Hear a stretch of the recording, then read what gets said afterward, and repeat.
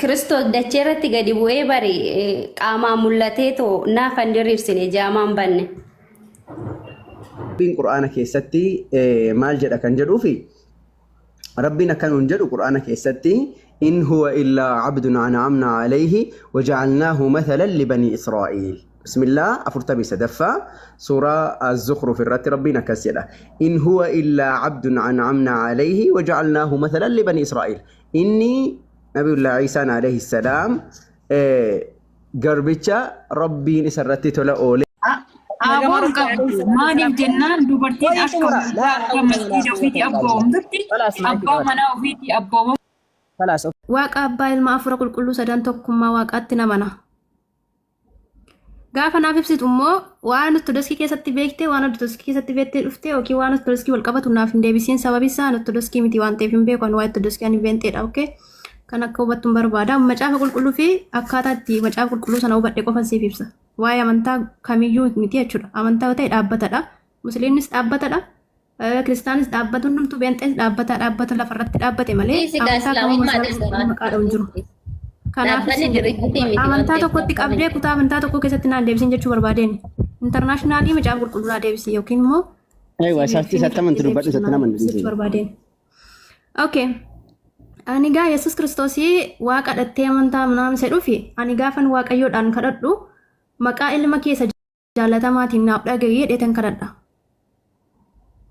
Sigalee sababbiin immoo maaliif kallacha abbaa sana hin kadhattu maaliif maqaa ilma keessa jaalatamaatiin jettee kadhattaa isa jedhuufi maqaa ilma keessa jaalatamaatiin naa dhagaye kanan jedhuufi duruma achi dhufa akkana jedhamee kadhatama ture utuu hin taane erga Yesuus Kiristoos yaada abbaa isaatii fiixaan ba'ee as karaa ilma isaatii sanaatiin biyya lafaatti waaqayyo waan araarameef sababii kanaatiif jecha karaa isaatiin immoo ilma isaa sana hojiin hojjete du'aa ka'uusaa garbummaa cubbuu hunduma isaayyuu fudhachuusaa gaggabaabsaa deemi adaraa keessa seenaa gaggabaabsaa deemi namoota baay'ee carraa eeggatu jira waan ta'eef gaggabaabsaa deemi. Ati maaliif yoo callistan asummayyaa taasaa?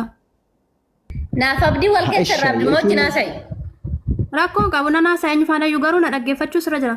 Calalattee booda waan feete nagaa. Jechuun namoota baay'ee carraa eeggatu jira obbolootuma kee carraa eeggatu jiranii gaggabaabsaa deemi. Seenaan sekendii lama seentennaan dubbachaa turtutti yeroo dhume ittiin jettuu haa dubbattu dhaggeeffadha. Ammi amantii keessan tuqaan jiru amantii kun siniif ibsaadha waan namani lakki dogoggora buleetti koo kana namani naan jedhiifin sittaa saaraa bar waan biraa miti. Malee asi amansiisuuf miti bar. Gaggabaabsaa deemi kaayyee akkadatti yeroo hunda jechuun namoota hedduu carraa eeggatu jira. Garuu dogoggoraan jira taanaan dogoggora kooraan adeemsiifee sittaa saa jira. Bareedduu kiyya gabaabsitu akkana jedhii daqiiqaa takka keessatti ibsuu yaali malee sheshii waldaa waan daqiiqaa tokkotti hin ibsamne immoo hin ibsamu kanaan haasaadha wanta dogoggora akkana jedhee dubbisi kaa erga sanuu siin guddisa macaafni kun akkana jedha bakka kanatti dogongora dubbachaa turtan jedhi akkasitti dubbisi sii dhaggeeffadha. Asin dogoggora keessa sirreessu mee dhumne situ dura naa taa'aa turre hin bedhees jala yeroo taa'u amantaa dogoggoraa duukaa dubbataa jirta miti erga akkas ta'e dogoggoricha sana malee dogoggora moo sadeetti dogoggora seena dhaggeeffadhu si galee caaka sigjeeta akka dubartiin beentee wacuu amaluma keessanii waan ta'e jechuudha. Macaafa akkatti baati irrattamsii zoorsa akkana kino bakka akkana dogongora dubbatte akkana jedha macaafni dhiiraa gaafa nu agarsiisi dubbadhu. Dogoggora keessa sirreessu nu fechaa jira nam.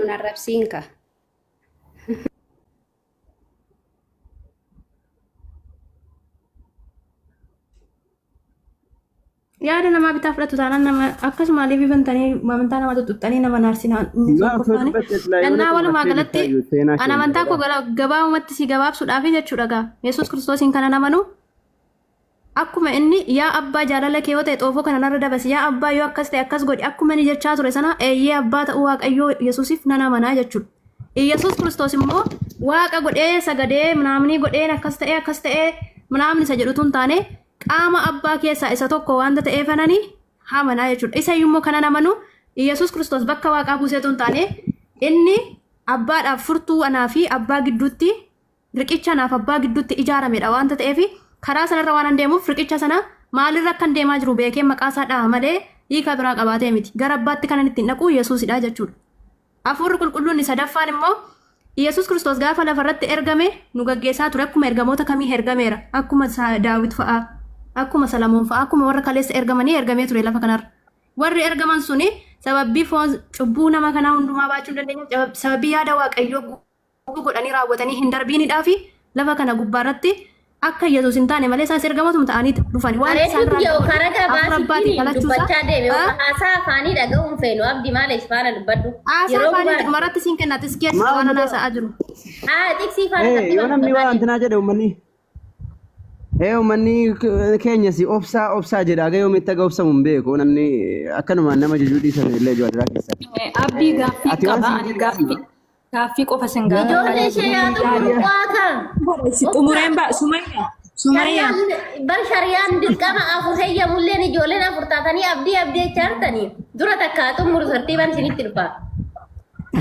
Seenarraa geeffadhaa yaame seena. Seenarraa geeffadhaa Qoy maamii fiyaati kan lammaffaa taataa qoy of seeraa xumuru. Seenaan geeffatteetti afur qulqulluun immoo kan gara waaqaatti ol ba'utti lafarratti ittiin jajjabaadhu kanan ittiin jireenya koosa lafarraa keessatti waaqayyoon akka yaadu lubbuun koo akka waaqayyoon yaadu lafarratti haalota hundumaa moo'ee gara waaqaatti immoo galma waaqarraa sanaaf qophaa'e mana galgalaa sanaaf qophaa'e akka yaaduuf kan naaf kennamedha. Kanaafuu isaan sadanuu isaaniiyyuu kan waaqayyoo naaf jaallatee naa kennan illee kanan jaalladhee itti bulaa jirudha. Gara waaqayyootti immoo gaafa si deebi'u waaqayyoo waaqadha kaleessa sarara siifis waaqadha naafis waaqadha eenyumaaf waaqadha garuu maal taate bare ragaa kaayitoo obboleessa keenya faana haasa'e maal taate lee obboleetti ati moo jalqeedi ka obsi qoy yaafira ta'e isaa waliin haasaa jira isin maaliif yennaa namni yaada saasaa maa dubbii galchitu waan gaafattu meera ragaan keetti naan fitadhe jedhe fitadhe noon jedhe ragaan kee meera naan jechuu eeguta qabda. Adaraa kee waan siin jedhe amma waaqayyo abbaa ilma hafuura qulqulluu sadan waaqa tokkoon amanaa jette mee waaqa abbaa ilma hafuura qulqulluu sadan waaqa tokko kan jedhu eessarra jira macaafarraa? Anatu isaan walitti fidee akkasittiin amana siin jechaan jira malee waaqa abbaa ilma hafuura qulqulluu isaan kun mataadhaan jiru wangeelarra sii kenna si jechuudha.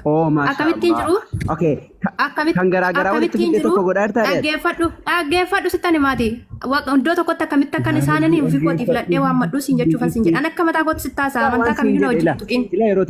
Anatti haasaa jirta malee amantaa kootti haasaan jirtu ani immoo akkamitti akka nama nadhee jiru sittin hima ana wajjin kallacha haasa'e. Mee yeroo takka waaqa abbaa ilma hafuura qulqulluu sadan waaqa tokko kan jedhu macaafarra jira moo hin jiru? Kanaafiyyuu sittan himaaraa dhaggeeffadhu siin jedhe hafuura qulqulluu qofaatti siif ibsa Yesuus siif ibsa waaqayyo siif ibsa akkamitti immoo qaama sadan suni tokko ta'an siif ibsaan ishii yeroo takka dhaggeeffadhu waan siin jedhe waaqa abbaa kan ilmaa kan hafuura qulqulluu sadan waaqa tokko kan jedhu macaafarra ni jiraa siin jedhe. Siif hin ibsaa isa booddee siif gala akkatti siif hin galu. Ibsa miti ibsa sin gaafanne deebii si gaafadhe jira hin jiru akkasuma naa deebisi. Waaqa abbaa ilma hafuura qulqulluu kan jedhu macaafa qulqulluu keessa iddoo garaagaraatti walitti sii dhufa waan ta'eef akkatti siif hin galu yoon sii dubbise garuu sii gala siif hin ibsa.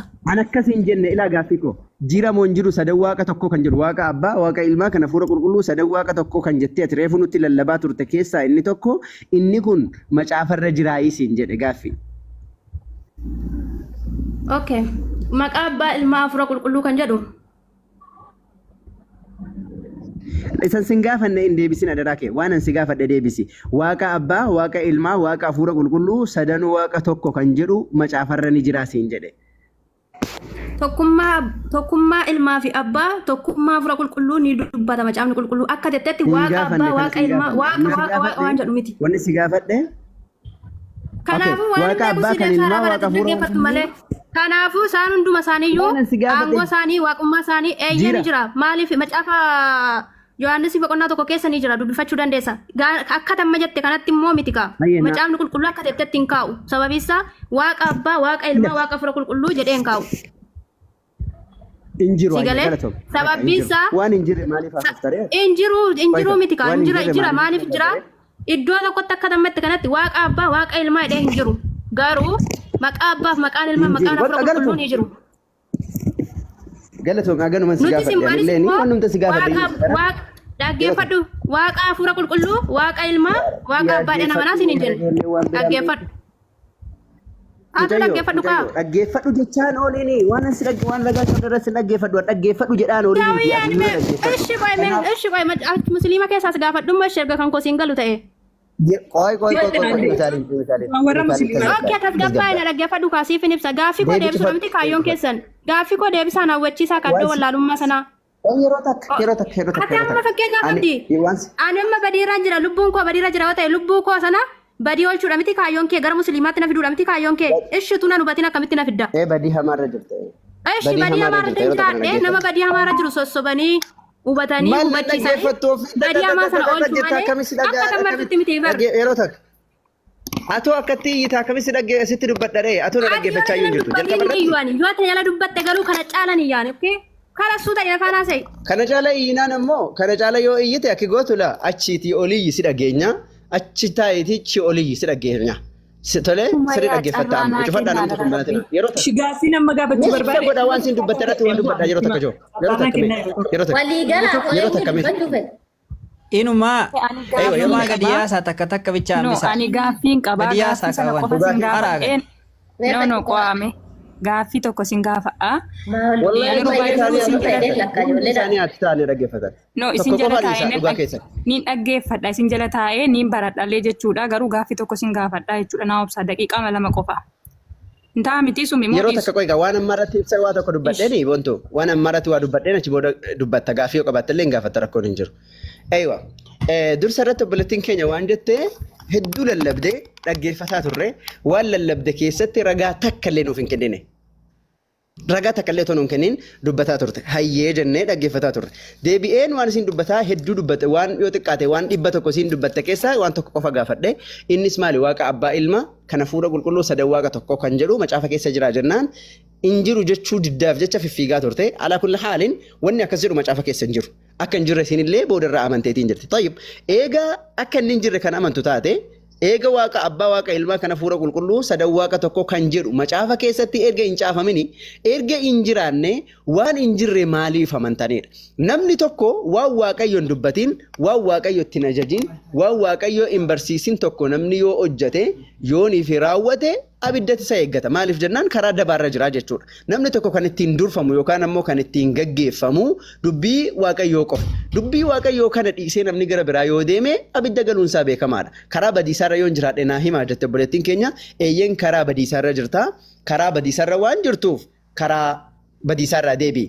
Maal jedha macaafa keessatti Yesuus Kiristoos yeroo dubbatu Yohaannis boqonnaa 17 gubbaatti si waaqayyo tokkicha isa dhugaa Yesuus Kiristoosiin isatti ergites beekuun isaanii jireenya bara baraatii jedha. Maarqos boqonnaa 12:29 irratti dhaga'i yaa Israa'el waaqayyo gooftaan keenya kophaa isaa gooftaadha jedha. Dabalataan Yesuus Maatiyos boqonnaa 23:9 gubbaatti lafa irratti nama akka abbaatti waammatina abbaan keessaa tokko inni isa waaqa irraati jedha. Kanaaf waaqayyo tokkicha dabalataan Yesuus ergamaa isaati. Namni yoo kanan amanin eeyyeen karaa badiisaarra jirta irraa deebii. Namni kamiyyuu macaafa keessattis ta'ee eessattiyyuu Yesuus Kiristoos waaqayyoodha kan jedhu caafamee hin jiru. Dabalataan waaqayyo sadii namni jedhu abidda bara baraa akka galu Rabbiin illee quraana isaa keessatti nu dubbateetti hin jiru. Kanaaf waaqayyo sadii hin jedhini waaqayyo tokkicha qofa waaqessi isa qofaaf sagadi isma qofaaf hojjedhu kan jedhu caafameera jechuudha. Kanaafuu biletti keenya karaa dabaarraa deebi'i. Akkas. Ayyee dubbadhu boontu abbi. Dubbisuu kutaa tokko dhiifama. Ayyee dubbisi. Macaafa faarfannaa boqonnaa 100 akkas jedha. Yaa guutummaa biyya lafaa waaqayyotti gammaduu kee guddisii dhageessisi. Waaqayyoof gammachuudhaan hojjedhu ililleedhaanis gara fuula isaa duratti koottaa jedha. Dhageesse guutummaa biyya lafaa jedha iddoo kanatti. Warra isa beeku warra isa hin beekne ittiin hin jenne gooftaa Yesuus Kiristoos. Iddoo kanatti yaa guutummaa biyya lafaa hundumtuu gammachuudhaan fuula waaqayyoo kee koottu jedha. Atumtuu koottu gara gooftaa. Geeffattee? Yaa guutummaa biyya lafaa waaqayyotti gammaduu kee guddisii dhageessisii jedha. Hubattee? Geeffattee? Namni shaadaa isin bira jiru ana bira shaadaan jira jedha barreessa. Namni shaadaan isin bira jiru ana bira shaadaan jira yookaan immoo ana shaadaa qabate jedhaati barreessa barakallahu fiikum. Geeffattee simboo? Iddoo kanatti waa'ee shaadaa fi kaan bira hin jiru. Waaqayyo gammachuu qabaadhaa jedhee simboone si warra fama jedhee. Ayyee waaqayyo kun waaqa kami? Waaqayyo isa waaqaaf lafa uume tokkicha ilma waaqayyo. Waaqayyo moo ilma waaqayyootu waaqaaf lafa uume sil?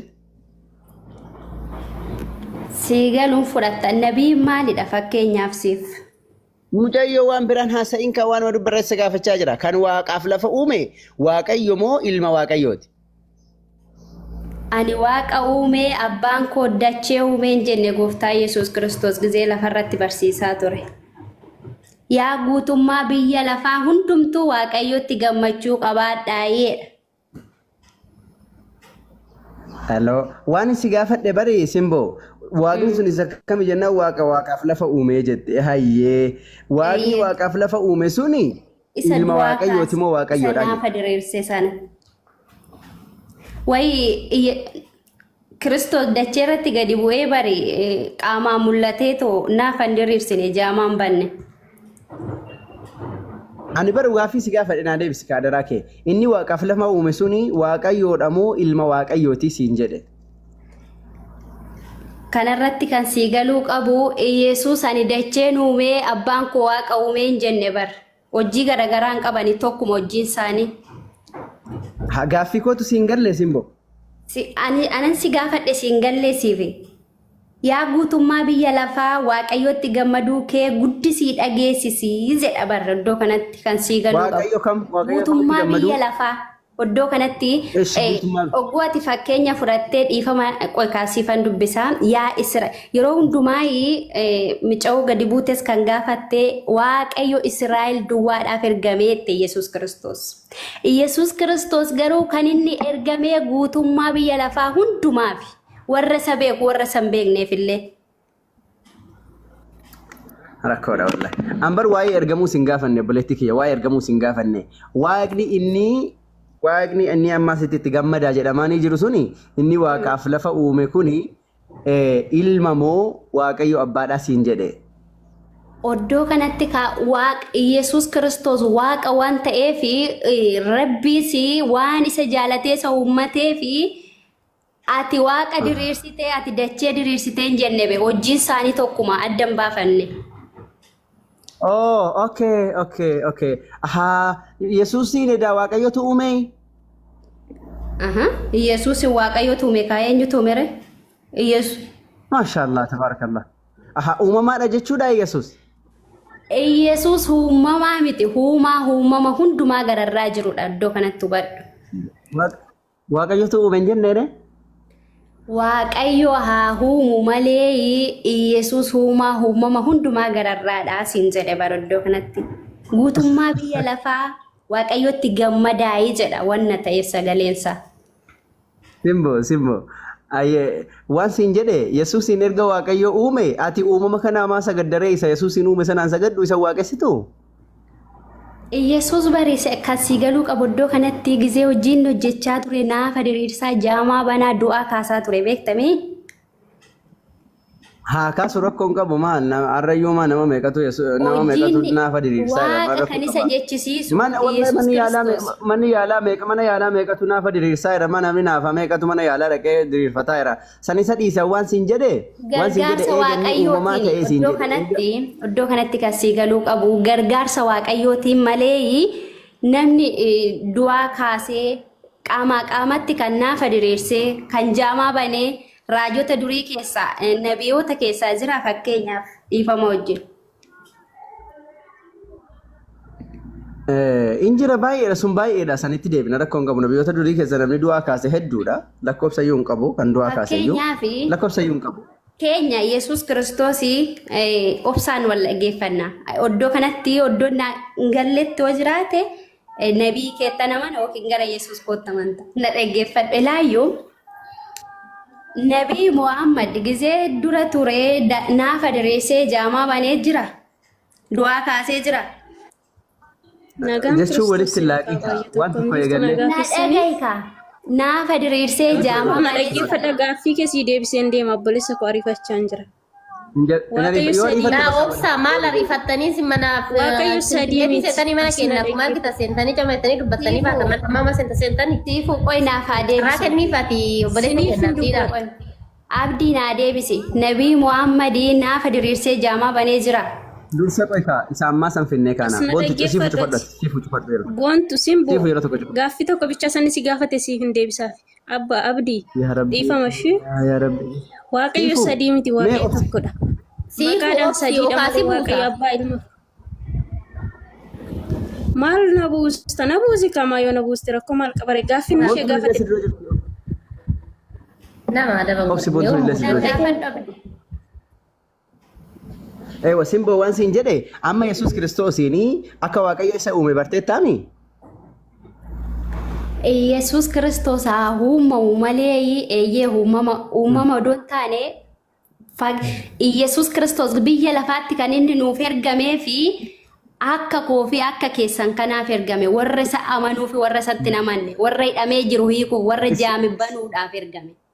Ergama Waaqayyootiif dhalate malee Waaqayyo uumee ergateemi akka koo fi akka kee kanatti hin dhalanne bifa foonitti fudhatiin. waan siin jedhe Waaqayyo uumee ergateemi Yesuusiin